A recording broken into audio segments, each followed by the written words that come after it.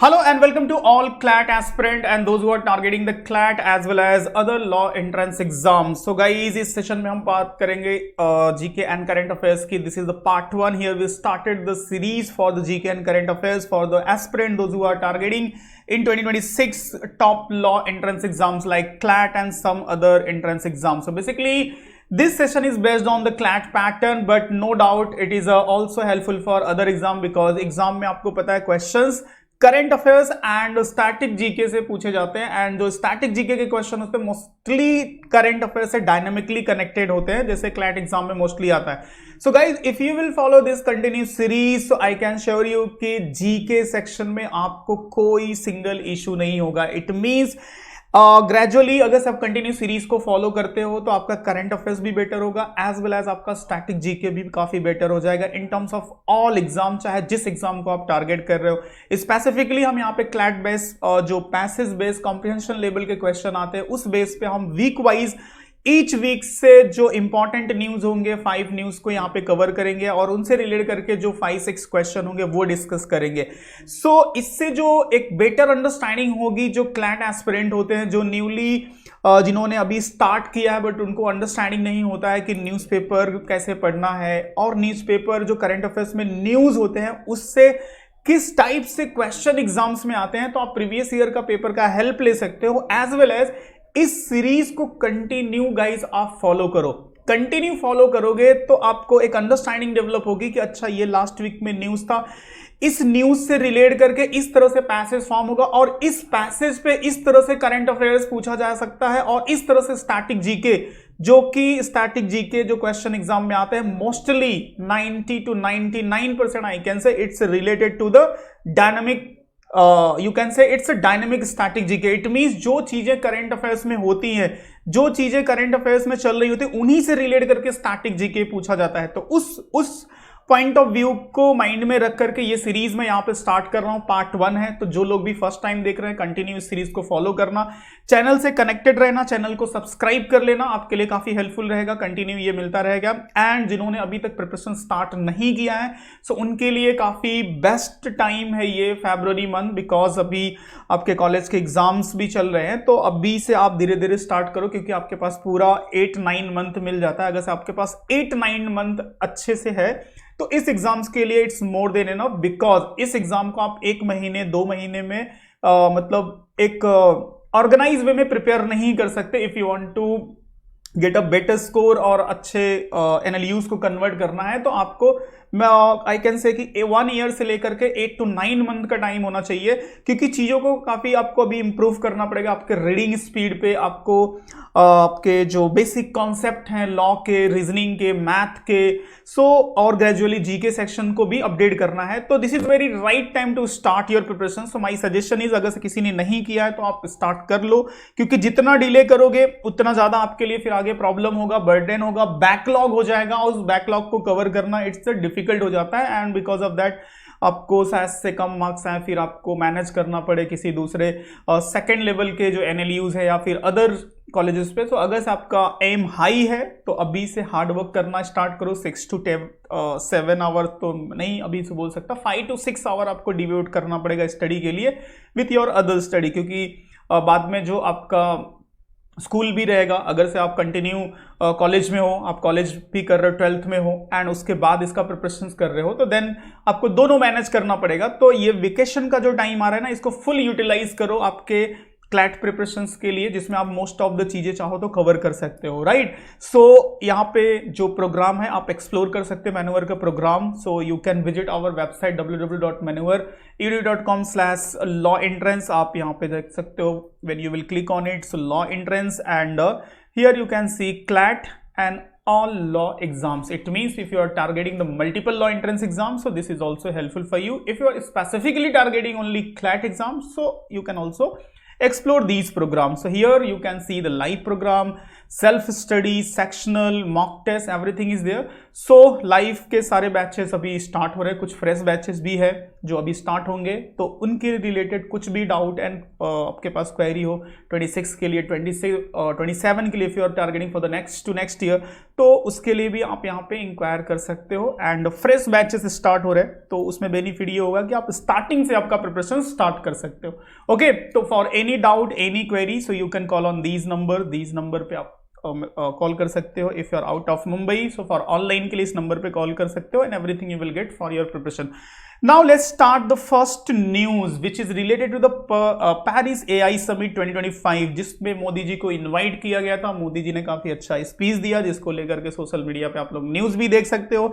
सो ये पेरिस जो AI summit है, काफी इंपॉर्टेंट समिट रहा एंड अभी रिसेंट पॉइंट ऑफ व्यू से देखे तो काफी सोशल मीडिया पे अभी देखो तो काफी वायरल चल रहा है। तो अब ये न्यूज का इंपॉर्टेंस क्या है, ये समिट क्यों इंपॉर्टेंस है, तो अभी देखो जो एआई टेक्नोलॉजी का आप देखोगे तो सारे कंट्रीज में इसको लेकर के एक होड़ लगी है, एआई के यूज को लेकर के एक होड़ लगी है। तो आगे चल के इसके क्या क्या प्रॉब्लम्स हो सकते हैं, क्या क्या बेनिफिट हो सकता है, गवर्नेंस में क्या यूज किया जा सकता है, नॉर्मल पीपल को क्या प्रॉब्लम हो सकती है, या फिर और इसको हाई एंड बोल सकते हैं ग्रीन एआई का जो कॉन्सेप्ट है इंडिया से बेसिकली इसको दिया गया है कि ग्रीन एआई को कैसे आगे इंप्रूव किया जाए। तो इन सब सारी चीजों को लेकर के वहां पे डिस्कशन था। तो एक इंपॉर्टेंट समिट बोल सकते हो 2025 का, और यहाँ पे इनवाइट भी किया गया था इंडिया के प्राइम मिनिस्टर को। तो यहाँ पे co chair prime ministers of India को किया गया था, मोदी जी को। Then Paris artificial intelligence action summit 2025 था। अब इसमें देखो सारी चीजें हैं, global forum bring the together world leaders, policy maker, technology expert, जितने लोग थे सारे लोग आए थे अपने अपने पॉइंट ऑफ व्यू रखने के लिए, क्या फ्यूचर होगा, क्या क्या प्रॉब्लम हो सकते हैं, क्या क्या चीजें हमें केयर करनी चाहिए आने वाले फ्यूचर के लिए। सो ये अब तक का थर्ड समिट था। इसके पहले देखो क्या यहाँ पे हुआ था, यहाँ पे जो हुआ था यूके में 2023 में, और इसके बाद जो सियोल समिट हुआ था साउथ कोरिया में 2024 में। तो ये थर्ड समिट है, अभी रिसेंटली स्टार्ट किया गया है एआई को लेकर के, इसके रिलेटेड अवेयरनेस को और इससे रिलेटेड जो चैलेंजेस हैं उन सब चीजों को समझने के लिए। तो ये एक्शन समिट 2025 था, ठीक है। तो यहाँ पे ये दोनों भी आपको रिमेंबर रखना। फर्स्ट अगस्त इससे रिलेट करके हुआ था, it was held in UK 2023। अब इसमें सारी चीजें डिस्कस हुई, 58 country including India, China, EU and expected US and this countries participated.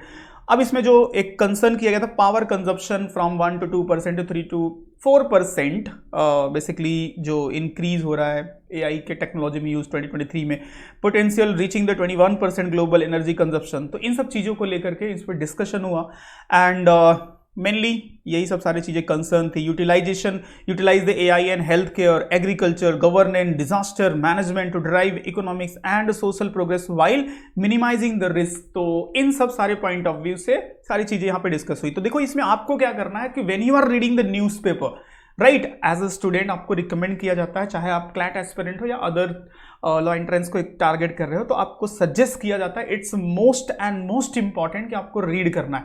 तो ऐसे न्यूज को आप अच्छे से पढ़ोगे तो देखो जितनी सारी चीजें इसमें मेंशन है ना, काफी अच्छी। इनको शॉर्ट में मैंने एक पैसेज यहाँ पे आपको दिया है, but even you will read this news so you will get the complete idea. मतलब एडिटोरियल पढ़ोगे, सारी चीजें पढ़ोगे, तो ये सब सारी चीजें आपको हैबिट हो जाएगी। इट मीन जब कंटिन्यू आपको न्यूज पढ़ने की हैबिट होगी ना, तो यही चीजें अभी एक हफ्ते में या 1 वीक आफ्टर 15 डेज में कुछ ना कुछ चीजें इसी में रिपीट होती रहती हैं। तो continue you will connected with these thing.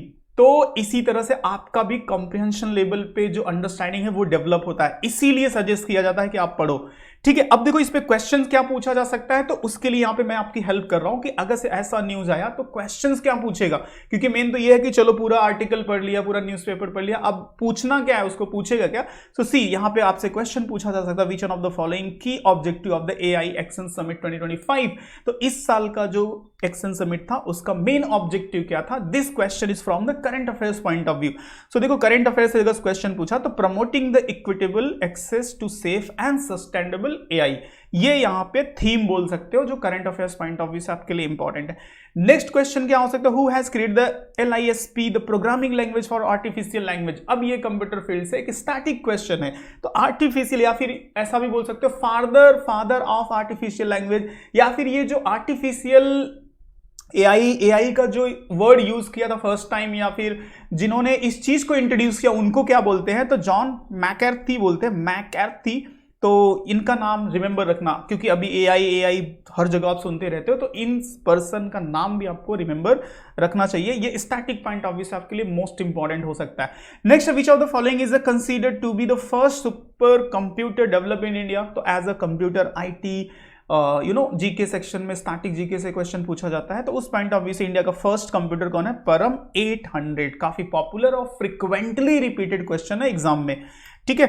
Next question यहाँ पे, where will the first AI university establish in India? देखो लास्ट ईयर बजट में अनाउंस किया गया था, India will establish the AI university, क्योंकि एआई को यूज को देखते हुए यहाँ पे इंडिया गवर्नमेंट ने लास्ट बजट में अनाउंस किया था। तो दिस क्वेश्चन इज आल्सो आपके लिए मोस्ट इंपॉर्टेंट बन सकता है इस तरह के न्यूज पे। तो इसी तरह से इंटरलिंकिंग करके आपको पढ़ना आना चाहिए, चीजों को समझना आना चाहिए, अपडेट करने आना चाहिए। महाराष्ट्र इसका करेक्ट आंसर है। Next, which of the following technologies is the primarily used to modern monitors for the better image quality and colour accuracy? तो यहाँ पे मैंने एक क्वेश्चन कंप्यूटर जो बेसिक कंप्यूटर से होता है उस चीज को यहाँ पे ले लिया है, OLED, ऑर्गेनिक लाइट इमिटिंग डिकोड। सो देखो एक क्वेश्चन जो ये एक न्यूज था, मैंने science and tech and important summit point of view से आपको कवर करके दिया। दूसरा यहाँ पे जो न्यूज है, प्रेसिडेंट रूल इन मणिपुर, जो कि एक political and important national level का न्यूज है, तो इसको अंडरस्टैंड करते हैं। देखो president rule, when you will read the polity जब आप पढ़ोगे तो आप चाहे क्लैट के लिए पढ़ो या फिर स्टैटिक जीके के लिए पढ़ो, आपको प्रेसिडेंट का power, president rule, emergency and जो और भी प्रेसिडेंट के पावर में जैसे पॉर्डन पावर है, ये सब सारी चीजें आपको डिटेल में पढ़नी पड़ती है। तो if it is part of the news, if it is a part of the news, तो यहाँ पे काफी श्योरिटी बढ़ जाती है कि इससे रिलेटेड करके क्वेश्चन एग्जाम में आना।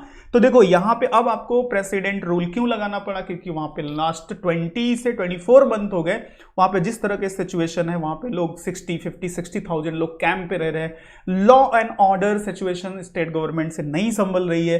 तो अब उस चीज को मेंटेन करने के लिए प्रेसिडेंट रूल की डिमांड थी और प्रेसिडेंट रूल वहां पे लगा दिया गया। तो प्रेसिडेंट रूल का क्या क्या बेनिफिट होगा, क्योंकि प्रेसिडेंट रूल के अंडर में आर्मी सारा लॉ एंड ऑर्डर अपने हाथ में ले लेती है। तो आर्मी जब ले लेती है तो वो इक्वल ट्रीट करती है, क्योंकि स्टेट गवर्नमेंट कहीं ना कहीं लोकल गवर्नमेंट है, लोकल गवर्नमेंट है तो लोकल लोगों के जो उसके लोग होंगे और जो उसके लोग नहीं होंगे उनके साथ डिस्क्रिमिनेट करेगी, कहीं ना कहीं लोगों के जो राइट्स हैं वो वायलेट होंगे। तो इसलिए अगर से प्रेसिडेंट रूल है तो वहां पे सेंट्रल गवर्नमेंट रूल करेगी और आर्मी होगी और आर्मी सबके साथ इक्वल ट्रीट करेगी, राइट। तो इसीलिए वहां पे प्रेसिडेंट रूल लगाया गया है। तो अब इस चीज को अंडरस्टैंड करोगे तो देखो अब रिसेंट में जैसे ये न्यूज का पार्ट है, so you have to read it, you have to understand it, why this is a part of the news, why the Manipur is it's happening in Manipur. So अब इससे रिलेटेड जब आप आर्टिकल पढ़ोगे थोड़ा डिटेल में पता चलेगा। The centre has imposed president rule in Manipur under the article. किस आर्टिकल में होता है ये प्रेसिडेंट रूल की बात होती है? Indian Constitution has suspended the State Assembly after the resignation of its Chief Minister. Center rule will remove the allegation of biased handling, ethnic violence, protecting both Kuki and Meitei communities. तो ये community का नाम भी आपसे exam में sometime पूछा जा सकता है, पिछले साल पूछा गया था दूसरे एग्जाम में। Governor supervise the central forces can prevent the ethnic clashes and maintain the law and order in the state. अब ये सारी सब चीजें हैं तो अब गवर्नर के अंडर में चलेगा वहां का ruling. President rule refer to the suspension of the state government and its legislative assembly. अब देखो यहाँ पे डिटेल दिया जा रहा है। Placing the state the direct control over the central government, it is imposing the under article. अब फिर से आर्टिकल की बात हो रही है। Constitution president rule last 6 month initials can be extended up to 3 years with parliament approval every 6 months। देखो ये प्रोविजन जो मेंशन है, this is the very important. So that's why I am suggesting when you are reading the newspaper, तो ये सब सारी चीजें, बहुत सारी चीजें आपको हैबिट एंड अंडरस्टैंडिंग डेवलप हो जाती है। और व्हेन आफ्टर दैट जब आप पॉलिटी पढ़ोगे, मतलब जैसे हिस्ट्री, पॉलिटी, इकोनॉमी, ये सब तो पढ़ना ही है फॉर द स्टैटिक जीके। सो ये सब सारी चीजें जब आपको अपडेट रहेंगी तो फटाफट प्रैक्टिकली समझते जाओगे, प्रैक्टिकली समझते जाओ। हर चीज रटना नहीं होता, रट के कुछ भी रिमेंबर नहीं किया जा सकता। When you will understand practically, so देखोगे बहुत सारी चीजें बहुत इजी हो जाती है। सो आपकी रीडिंग भी अच्छी हो जाएगी, आपकी अंडरस्टैंडिंग भी डेवलप हो जाएगी, आपका जीके एंड इन्फॉर्मेशन भी आपका काफी डेवलप हो जाएगा। अब देखो यहाँ पे क्वेश्चंस, ऐसे न्यूज से क्वेश्चन क्या पूछ सकता है, which article in the above passage has been replaced by one। तो कौन से आर्टिकल में बात होती है, तो पॉलिटी सेक्शंस का काफी important. 350 article 356 a candidate must be minimum, क्या एज होनी चाहिए, year age contest election for the president of India. Polity का सबसे basic and important and frequently asked question है ये गाइज, कि क्या मिनिमम एज होनी चाहिए if if someone want to participate in presidential election, so 35 year कम से कम तो होना चाहिए प्रेसिडेंशियल इलेक्शन में पार्टिसिपेट करने के लिए. If the President of India exercises his power provided under the Article 356 of the Constitution in respect of particular state, then so what is the correct answer? So correct answer, remember rakh lo, the power of the legislature is this shall exercisable by the under the authority of the Parliament.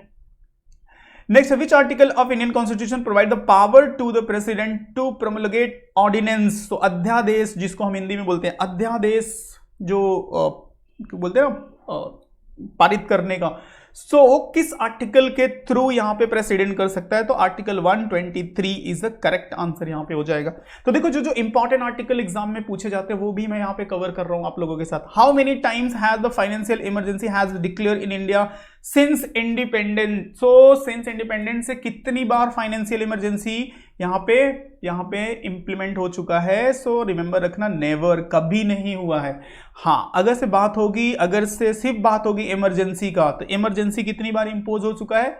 Emergency 3 time impose हो चुका है. एक तो 1962 China war के साथ, एक 1965 पाकिस्तान वार के साथ, और एक 1974 आई थिंक इंदिरा गांधी के पीरियड में, राइट, इंदिरा गांधी के पीरियड में. ये 3 टाइम यहां पे इमरजेंसी को इंपोज किया जा चुका है, तो ये आप रिमेंबर रखोगे. नेक्स्ट है जो इंपॉर्टेंट न्यूज है, देखो repo rate cut and its implication. जो रेपो रेट होता है basically it is a monetary tools which is used by RBI to control the inflation. ठीक है, एक मॉनेटरी टूल्स है जिसको कम ज्यादा करके आरबीआई इन्फ्लेशन को कंट्रोल करती है. सो कंसर्न इज व्हाट, यहाँ पे रेट कट किया गया है. अब इसके इंप्लीकेशन क्या हो सकते हैं, क्या रीजन है?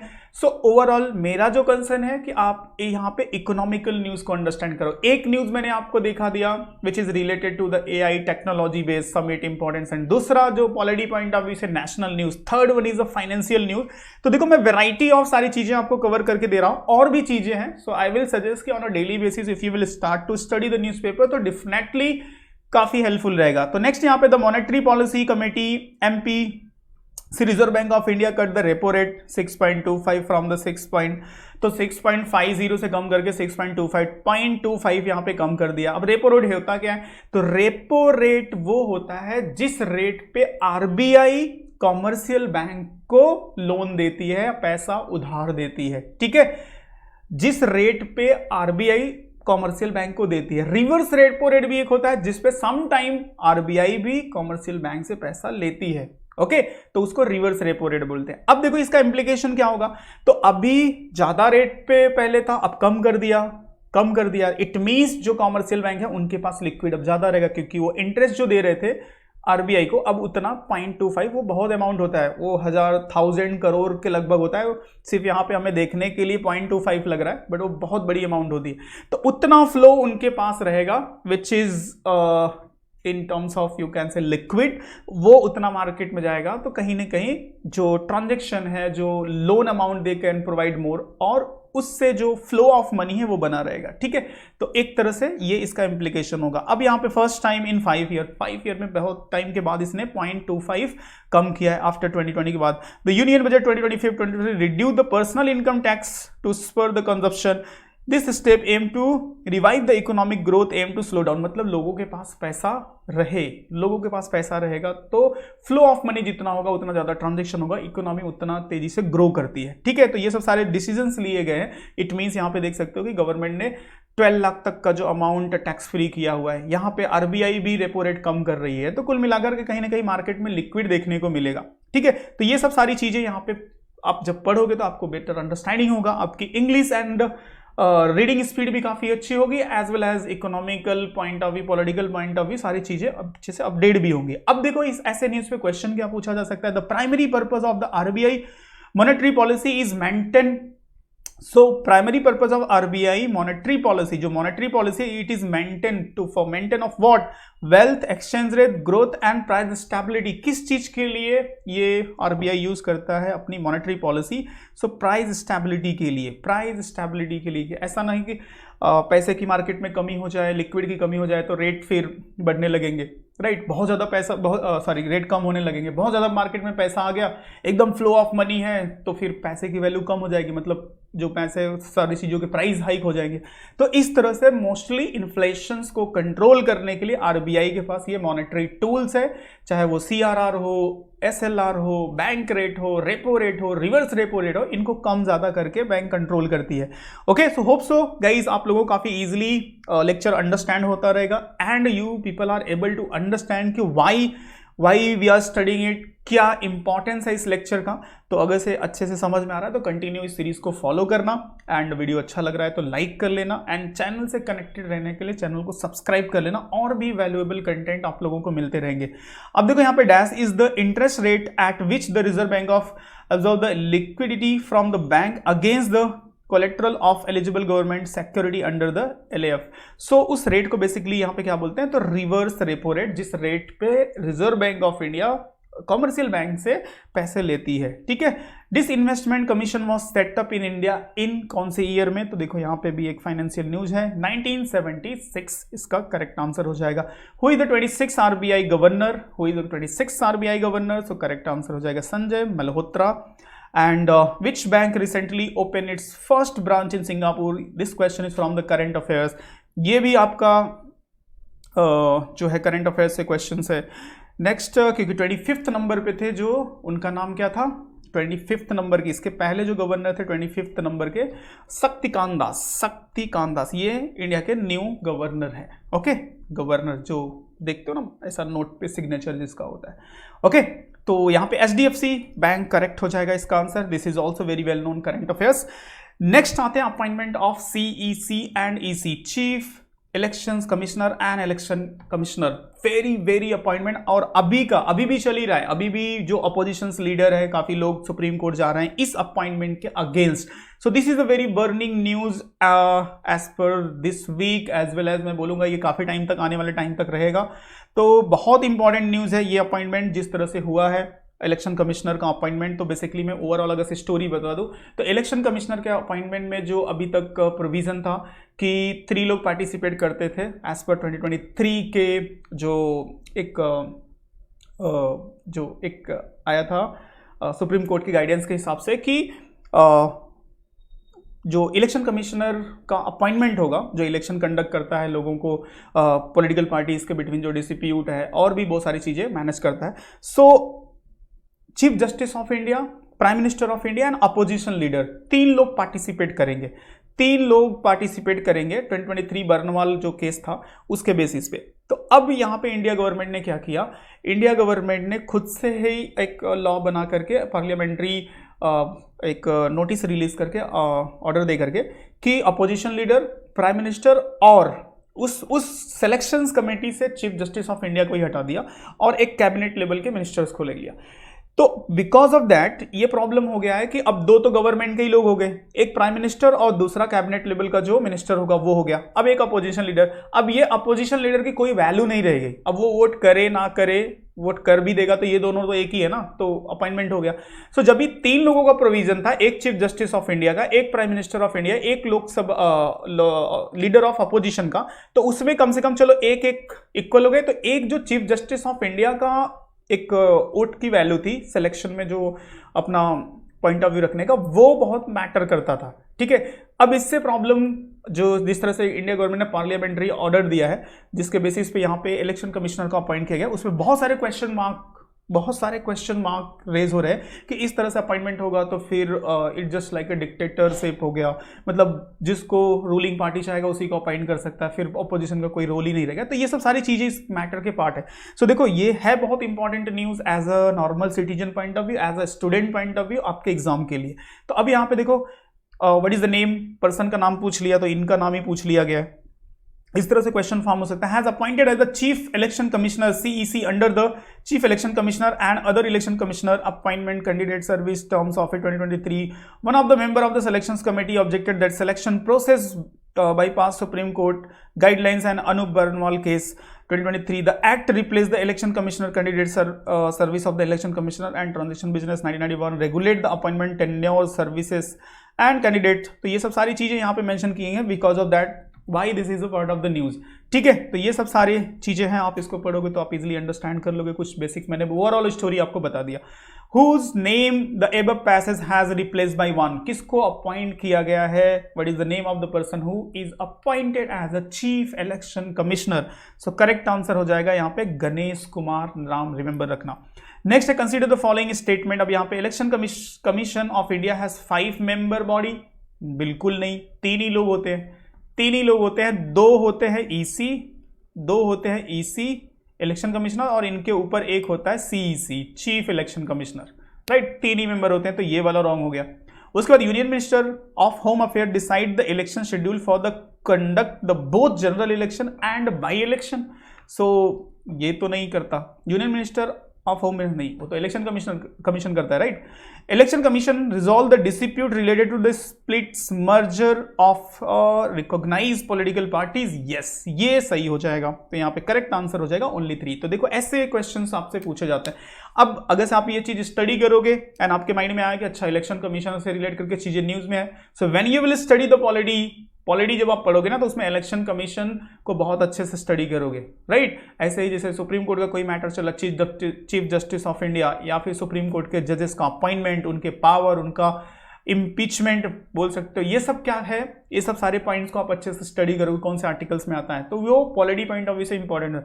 सो इसीलिए सजेस्ट किया जाता है कि करंट अफेयर्स अच्छे से पढ़ो, इसीलिए न्यूज़पेपर आप पढ़ो, डेली बेसिस पे अपडेट रहो, जिससे कि आपका करंट अफेयर और स्टैटिक दोनों अपडेट होता है। What the first women chief election commissioner of India, तो यार देखो सुपरलेटिव टाइप का क्वेश्चन है, स्टैटिक जीके से पूछ लिया है, सो रामा देवी। और ऐसे क्वेश्चंस पूछे जाते हैं क्लैट में एंड अदर एग्जाम ऑल्सो, सबके लिए मैं बोल रहा हूँ, जितने लोग भी अभी इस साल भी अगर जो भी टारगेट कर रहा है सीडी एग्जाम्स लॉ के लिए या फिर नेक्स्ट ईयर भी कर रहा है, तो लास्ट 1 ईयर के करंट अफेयर्स, 8 to 9 मंथ के करंट अफेयर्स इंपॉर्टेंट होते हैं। सो सबके लिए बेनिफिट है, तो बहुत बोल सकते हैं गोल्डन सीरीज है ये, काफ़ी मेहनत से सारी चीज़ों को फिल्टर करके आप लोगों के लिए लिया गया है, तो you can take the benefit. अच्छे से पूरा वीडियो देखो, अच्छे से स्टडी करो। देखो what is the tenure of the chief election commissioner of India, बहुत पॉपुलर एंड इंपॉर्टेंट क्वेश्चन है स्टैटिक जीके का। तो यहाँ पे हो जाएगा यहाँ पे 6 year up to the 65 year whichever is earlier. अगर 65 हो गए तब भी रिटायर हो गए, फॉर एग्जाम्पल इनको 64 के एज में अपॉइंट किया गया, बट 2 साल में ही इनका 65 हो गया, मतलब 1 साल में ही 65 हो गया, तब भी रिटायर होंगे, या पूरा 6 ईयर कंप्लीट करके होंगे। Okay, who has authority to decide the event of dispute in the election of the president of India, so Lok Sabha election, prime minister, supreme court. So correct answer यहाँ पे हो जाएगा सुप्रीम कोर्ट। ठीक है, तो देखो यहां तक मैंने जो इंपॉर्टेंट न्यूज थे, एक न्यूज मैं आपको यहां पे दिखाऊंगा जो कि social religious reform point of view से बहुत इंपॉर्टेंट है and most of the exam में ये क्वेश्चंस आता है सोशल रिलीजियस रिफॉर्म से। आप चाहे जाके कोई भी पेपर देख लो, चाहे लॉ सीटी का, चाहे क्लैट का, व्हाटएवर, अल्टरनेट आपको देखने को मिलेगा कि social religious reform point of view से 1-8% का न्यूज आपको मिल जाए, क्वेश्चन मिल जाएगा। तो उस पॉइंट ऑफ व्यू से देखो, अभी जो वीक का हम कवर कर रहे हैं, हम फरवरी 3rd वीक का कवर कर रहे हैं, राइट। तो इस वीक में जो बर्थ एनिवर्सरी है Swami Dayanand Saraswati, and he was a very great reformer and every year you can see the question related to him, चाहे वो स्वामी दयानंद सरस्वती हो, राजा राम मोहन राय हो, या फिर जो सत्यशोधक समाज के फाउंडर है ज्योतिबा फुले, उनसे रिलेट करके सारे क्वेश्चंस आते हैं। तो अब यहाँ पे अगर देखोगे तो यहाँ पे prime minister paid the tribute to Swami Dayanand Saraswati and इनका जो 1824 से लेके 1883 तक का पीरियड रहा है, on his 21st birthday anniversary 12th February 2025 he was the great thinker, ardent nationalist, founder of Arya Samaj. देखो very important line, he was the founder of Arya Samaj. Maharshi Dayanand Saraswati was the prominent social reformer, philosopher and religious leader of the 19th century. तो ये सब इनके बारे में दिया गया। और भी बहुत सारी चीज़ें इनकी थी, जैसे इन्होंने अपलिफ्टमेंट देखोगे तो यहाँ पे women education, he strongly advocated for the women's education, widow, remarriage, upliftment of the depressed classes, Shuddhi movement for the reconvergence and abolition of the sati and child marriage. So बहुत सारी चीज़ों पर रिफॉर्म भी किया, बहुत ग्रेट पर्सनैलिटी रहे। सो अब इनसे रिलेट करके, क्योंकि अगर से if he is a part of the news से इनसे क्वेश्चन पूछा जाए, वैसे भी हिस्ट्री से, सोशल रिलीजियस रिफॉर्म से यहाँ से क्वेश्चन आता ही है। ठीक है, तो अब देखो क्या क्या स्टैटिक क्वेश्चन हो सकता है, समझ लो। इन्हीं में से कोई एक क्वेश्चन मोस्टली 90% आएगा। Dayanand Saraswati was the founder of which of the following mission, so Brahmo Samaj and Chinmay mission, Arya Samaj and प्रार्थना समाज। सो करेक्ट आंसर हो जाएगा Arya Samaj. He was the founder of Arya Samaj. Which of the following statement about the Swami Dayanand Saraswati is incorrect, तो कौन सा इसमें से इनकरेक्ट है, तो देख लो, he was the founder of Brahmo Samaj, नहीं, ब्रह्म समाज के जो फाउंडर थे वो थे राजा राम मोहन राय, राजा Ram Mohan Roy was the founder of Brahmo समाज। When is the National Youth Day celebrated in India, तो इंपॉर्टेंट डे सेक्शन से यहाँ पे 12 जनवरी, ठीक है, सो 12 जनवरी को ही इनका बर्थ एनिवर्सरी सेलिब्रेट किया जाता है, दैट्स वाई यहाँ पे यूथ डे। अब देखो यूथ डे किसके बर्थ एनिवर्सरी पे सेलिब्रेट किया जाता है पता है, birth anniversary of Swami Vivekananda, Swami Vivekananda का जो बर्थ एनिवर्सरी है, that's why we celebrate the this youth day.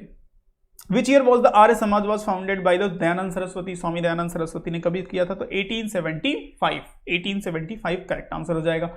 Which social reform organized was the founded in the Bombay by the Dadoba and Atmaram Pandurang, it became the popular after the M.G. Ranade joined the organization, so correct answer हो जाएगा प्रार्थना सभा, प्रार्थना समाज, okay। So guys, these all are the top important news from the different area, चाहे वो science and take हो, national level news हो, and polity, history, economy, variety of the questions को मैंने कवर किया है। So related to that current affairs questions as well as dynamic static GK both मैंने cover किया है। So if you are targeting the CLAT as well as other law entrances, so these all questions are will be great helpful for you and for your preparations। Okay, तो काफी अच्छे से video को देखना, continue series को follow करना, because 1 year current affairs is important for most of the law entrance exams, and if you want to start your preparation under the guidance of expert faculty, so this is a very great time to start for the CLAT exam। So you can call on these number if you have any doubt, any query related to programs, so our counselor will guide you, okay। and video अच्छा लगे तो video को like कर लेना, channel को subscribe कर लेना, and if you want to get this PDF जो अभी मैंने डिस्कस किया फॉर द प्रैक्टिस पर्पस, तो डिस्क्रिप्शन में व्हाट्सएप या फिर टेलीग्राम का लिंक होगा, so you can join it where I will share this PDF, okay. So that's it in this session, thank you and see you in part 2।